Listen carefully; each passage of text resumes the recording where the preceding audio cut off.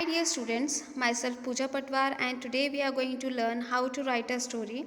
Whether it's a short story or a long story, the procedure, the steps and the layout is the same that has to be followed. So let us start. First of all, I would like to tell you some useful tips for writing stories. First is plan the entire narrative before beginning to write the first draft. Suppose you are getting bored and you think that I should write a story.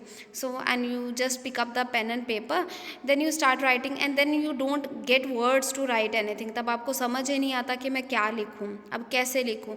So it's important that you plan the things beforehand. उनको अच्छे से plan करो, कौन से characters होंगे, कौन कौन से आपकी स्टोरी में इंसान होंगे, कौन से कैरेक्टर्स होंगे, कैसे होंगे, वो रिच होंगे, पुअर होंगे, दुखी रहते होंगे, हंसते होंगे, ह्यूमरस होंगे, फ़नी होंगे.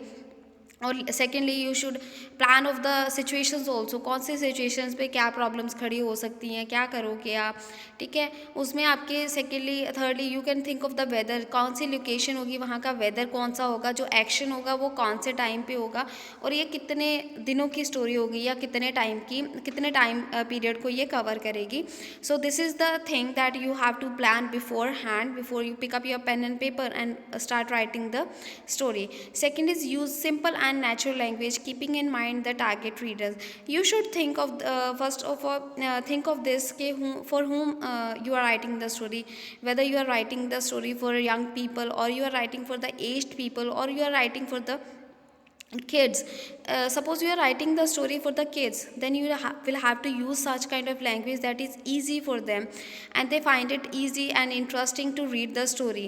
And suppose you have used quite a complex language that is not for their level, and they want to read the story but they will have to get a reader for them. They will have to ask either their mother or father to read the story and translate and explain the story to them.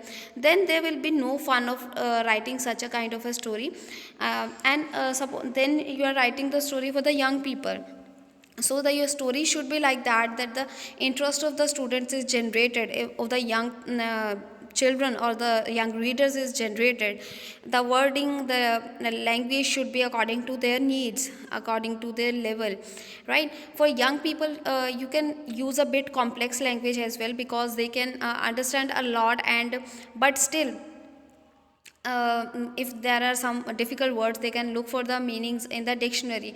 So if you are writing the story for the aged people, you can use quite experienced language and matured words, because they are quite experienced and mature, and they will easily understand many of the things, because they have seen many of the things in their life, right. So some of the things should be added like that. Those are based on the experience, because they would love, the people always love the things that can be related to their own life. Next is further the action logically but not necessarily chronologically. The narrative can travel both forward and backward in time.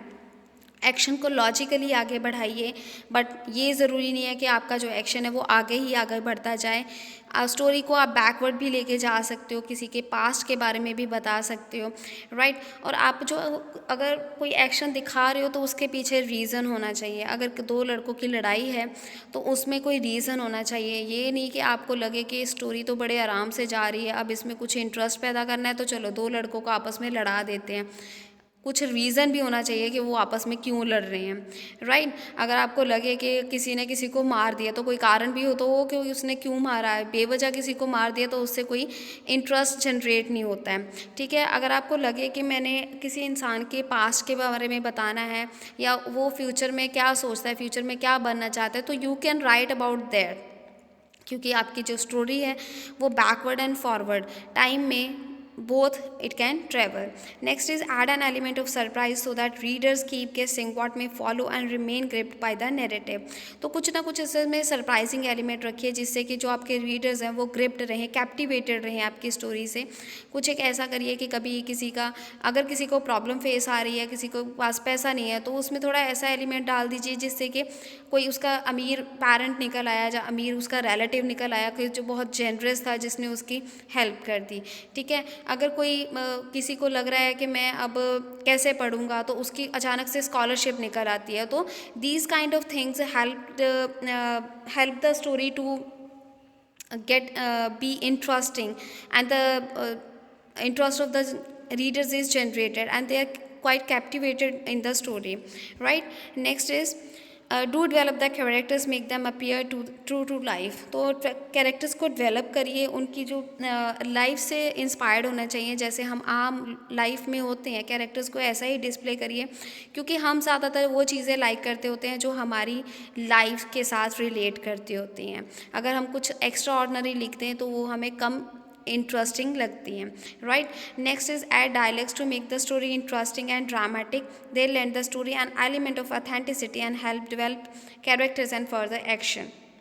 Now it is important that we use dialogues. हम जब story को करें तो उसमें हम जो हमारे characters हैं उनके आपस में कॉन्वर्सेशन हो, वो क्या आपस में बातें करते हैं, and we write the dialogues in the direct speech in place of writing in the indirect speech. तो हम जो डायलॉग्स हैं उनको डायरेक्ट स्पीच में लिखें, उनकी आपस की कॉन्वर्सेशन जितनी ज़्यादा हो सके उतनी ज़्यादा दिखाएं, लिखें, जिससे कि रीडर्स जो हैं वो उनको उनका इंटरेस्ट बनता है। एंड सेकेंडली कई बार होता है कि जो कुछ एक जो डायलॉग्स होते हैं वो बहुत ज़्यादा फेमस हो जाते हैं, और जो रीडर्स हैं उनको अपनी लाइफ में भी बहुत ज़्यादा उनको यूज़ करने की आदत बन जाती है। End the story at a point where the conflict may stand resolved or pave the way for more action and therefore more conflict। हम स्टोरी को कुछ ऐसे पॉइंट पे एंड करें जहाँ पे कन्फ्लिक्ट रहे, या उसका जो प्रॉब्लम खड़ी हुई थी, जैसे सपोज़ किसी के घर में चोरी हो गई, तो जो हीरो है, जो उसका स्टोरी का मेन एक्टर है, वो उसको सॉल्व कर देता है अपनी चोरी, मतलब ढूंढ लेता कौन से इंसानों को ने की है और उनको वो मार मुड़ देता है, और उससे वो स्टोरी ख़त्म हो जाती है। या और ऐसा करिए कि आगे उसने देखा तो वो तो स्मगलर्स भी थे, और कोई प्रॉब्लम खड़ी कर दीजिए, और कोई कॉन्फ्लिक्ट खड़ी करिए, झगड़ा खड़ा कर दीजिए, जिससे कि स्टोरी और ज़्यादा उसमें एक्शन ऐड हो जाए, जिससे कि और ज़्यादा लोगों का इंटरेस्ट बन जाए। Alternatively conclude the story in an open-ended way, leaving it for the readers to draw their own conclusion to what may have happened in the end। या आप ये कर सकते हो, स्टोरी को ओपन एंडेड वे में छोड़िए, जिसमें कि जो रीडर्स हैं उनको खुद सोचने के लिए मजबूर हो जाएं कि इसके बाद क्या हुआ होगा। For example take the example of Baahubali का जो पार्ट 1 था, उसमें एंड में क्या हुआ था, स्टोरी ओपन एंडेड थी, जिसमें कि रीडर्स को छोड़ दिया था, वो खुद ही सोच रहे थे कटप्पा ने बाहुबली को क्यों मारा। तो हम स्टोरी को ऐसे भी छोड़ सकते हैं, but it's better to do that in that way, in that condition only, कि अगर हमने उसका सेकेंड पार्ट निकालना है। या कुछ एक स्टोरी कुछ ऐसे होती हैं जिसका कि अगर एंड ना भी मिले तब भी कोई प्रॉब्लम नहीं होती, हल्का फुल्का सा उसका कन्फ्लिक्ट जो है वो रह जाए। जैसे 10th क्लास में चैप्टर है द लॉस्ट चाइल्ड, उसमें क्या होता है, लड़का लास्ट में गुम जाता है, और उसको मतलब उसको उसके जो स्ट्रेंजर होता है उसको उसके पेरेंट्स के साथ मिलाने की कोशिश करता है, बट उसके पेरेंट्स नहीं मिलते, और वहीं पे स्टोरी एंड हो जाती है। हम स्टोरी को ऐसे ओपन एंडेड वे में भी छोड़ सकते हैं, जहाँ पे रीडर्स को हम ये सोचने के लिए खुद छोड़ दें कि वो खुद ही डिसाइड करते रहें कि उसके साथ उसके बाद क्या हुआ होगा। Give the story a suitable title. Lastly story को एक आप अच्छा सा टाइटल दीजिए जिससे कि अच्छा इंप्रेशन जाए। Now I would like to talk about the basic steps for writing a short story. First is provide a setting. हम अच्छे से एक उसमें अच्छे कैरेक्टर्स दें, जो भी कैरेक्टर्स हैं उनको इंट्रोड्यूस कर दीजिए कि कौन कौन से उसमें कैरेक्टर्स हैं, किसका क्या नेचर है, कौन सा किस तरह का है।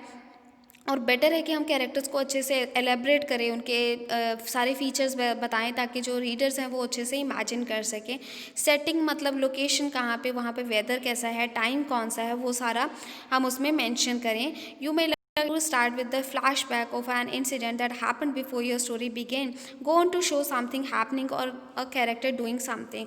तो आप स्टार्टिंग में ये भी कर सकते हो कि आप कोई इंसान इंट्रोड्यूस कर देते हो और वो अपने पास्ट के बारे में उसके बता रहे हो, कि उसकी कोई इंसिडेंट को नरेट कर दे हो जो कि उसके पास्ट में हुआ था। तो आप इसको भी as your beginning of the story you can use. और हमें ये ज़रूरी है कि हम हमारे जो कैरेक्टर्स हैं वो ये कुछ ना कुछ वो इंटरेस्टिंग करते रहें, जिससे कि स्टोरी जो है वो अच्छे से डेवलप होती रहे।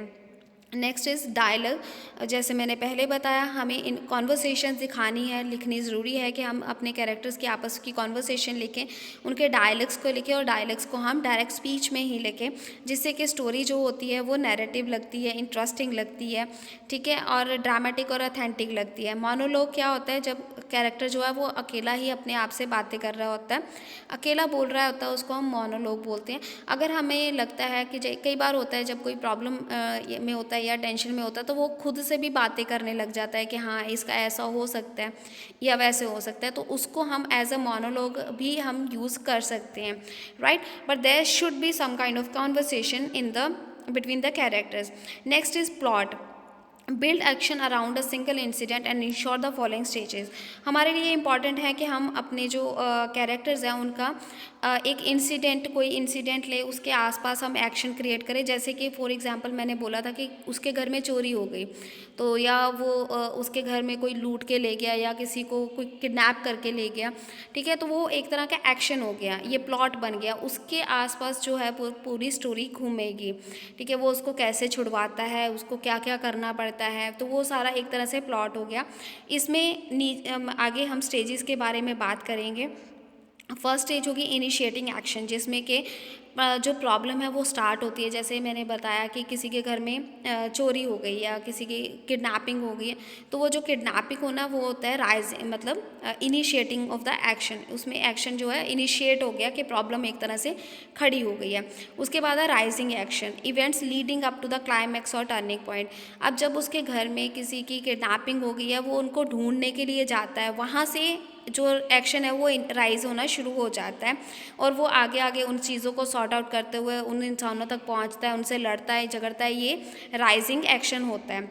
फॉलिंग एक्शन, जबकि स्टोरी जो है वो ख़त्म होने की तरफ पहुंचने शुरू हो जाती है, जब वो धीरे धीरे लोगों को मारना शुरू कर देता है, उन तक पहुंचता है, उनको डील करता है, उसको हम बोलते हैं। नेक्स्ट है plot, sorry Cliff hanger. Cliff hanger में क्या होता है कि कहते हैं अपनी स्टोरी को ऐसे ही कंप्लीट मत करो, कुछ ना कुछ ऑडियंस तक छोड़ दो। जैसे कई बार देखा होगा कि आप जो रीडर होता है, जो एक्टर होता है, उसको दिखा दिया होता है कि वो मर गया, तो वो क्या हो गया, एक तरह से क्लिफ हैंगर हो गया कि अब ऑडियंस सोचती रहती है कि अब क्या होगा। उसके बाद क्या होता है, जब वो उसको मरा हुआ दिखाते हैं, फिर बाकियों के एक्सप्रेशन दिखाते होते हैं, वो एक तरह से होता है क्लिफ हैंगर, जिसमें कि ऑडियंस सोच रही होती है कि अब क्या होगा। तो हमने ऐसा कुछ ना कुछ उसमें छोड़ना होता है क्लिफ हैंगर में, स्टोरी में, ताकि जो ऑडियंस है उसको ये सोच पड़ जाए कि अब क्या होगा। रेजोल्यूशन, इसमें सेटिस्फाइंग एंडिंग होगी, जिससे कि स्टोरी का जो सेंट्रल कन्फ्लिक्ट है वो सॉल्व हो जाता है, ठीक है। या तो सॉल्व हो जाता है, अगर आपने ओपन एंडेड छोड़नी है तो वो सोल्यूशन नहीं निकलता है, और जो रीडर्स हैं, वो ऑडियंस है, वो खुद ही सोचती रहती है कि इसके बाद क्या हो सकता था या क्या होना चाहिए था या और क्या होगा। Next is title. Give the story an interesting title which could be a single word, a phrase और अ कंप्लीट सेंटेंस। स्टोरी को एक इंटरेस्टिंग सा टाइटल दीजिए। ये एक वर्ड का भी हो सकता है, एक फ्रेज का भी हो सकता है, या पूरे सेंटेंस का भी हो सकता है। इट इज़ नॉट इम्पॉर्टेंट कि जो टाइटल है वो वन वर्ड ही होना चाहिए या एक 2 वर्ड्स ही होना चाहिए, right. Next is choose appropriate language. Make use of a mix of simple past, past continuous and past perfect tense. अगर हम पास्ट टेंस, अगर हमारी जो स्टोरी है वो पास्ट में हुई है, तो हम सिंपल पास्ट का, पास्ट कॉन्टीन्यूस का या पास्ट परफेक्ट टेंस को हम यूज़ करें अगर हमारी स्टोरी पास्ट में हुई है, ओनली देन, ठीक है। Use adjectives and adverbs to describe the characters and actions respectively.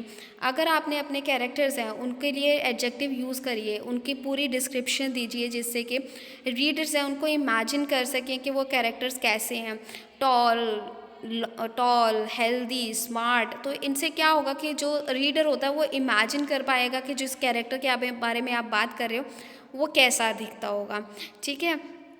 And actions के लिए आप एडवर्ब्स यूज़ करिए। अगर जैसे कोई किसी को मार रहा है तो उसने ही हिट द पर्सन फायरसली, ठीक है, ही रोअर्ड लाउडली, तो ऐसे ये जो हम वर्ड्स यूज़ करते हैं उनसे क्या होता है, इम्पैक्ट पड़ता है, और जो रीडर है वो इमेजिन कर पाता है कि उसके सामने वो इमेजिन कर पाता है कि वो जो एक्शन हो रहा होगा वो कैसे हो रहा होगा, ठीक है। Introduce dialogue in direct speech as far as possible, जितना ज़्यादा हो सके। जैसे मैंने पहले बोला था डायरेक्ट स्पीच में डायलॉग्स को लिखिए. Make your story readable by giving its plot a correct sequence with the help of discourse markers like once upon a time, then, after that, in the end, etc. तो story को इसमें ये discourse markers use करते रहिए. जैसे आप beginning में लिख सकते हो, once upon a time there was a girl, she was very beautiful, she lived in a house, but then one day, तो then आ गया, then one day she faced a problem. She met many strangers. Then they took her to her their home.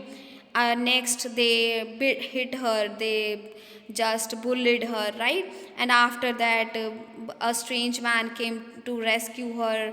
In the end, the girl happily went to her home back, and she was safe and secure in her home again with her parents. So it is important to use such kind of discourse markers, because they make the story quite interesting and readable.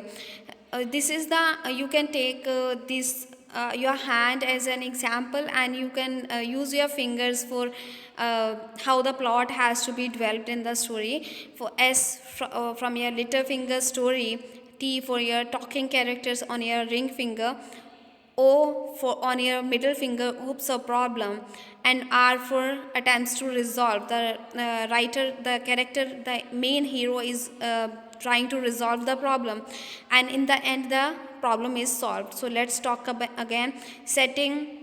The story is beginning in the past, or some people are going somewhere, right? And it is the time of in the evening, and a few people are visiting, or some people are going, and the sun is setting. Then the people are talking among themselves. Then you can show their conversation of the people that are going. Then all of a sudden they face a problem, like all of a sudden an animal comes in front of them, so it's a problem. And then how they fight that animal, that is the attempts to resolve the problem, and finally they kill the animal, the problem is solved. So this is how the story has to be developed. I hope you have understood it well, and you will be able to write your story very, very well. I will wait for your stories. And how do you like this video? If you did, please do tell me in the comments and give a thumbs up. I'll be waiting for your comments as well as your thumbs up. Even if you didn't understand, I would like your comments, because that will guide me to do better and understand the problems that you are facing. Thank you and have a nice day. Enjoy your day. Bye bye.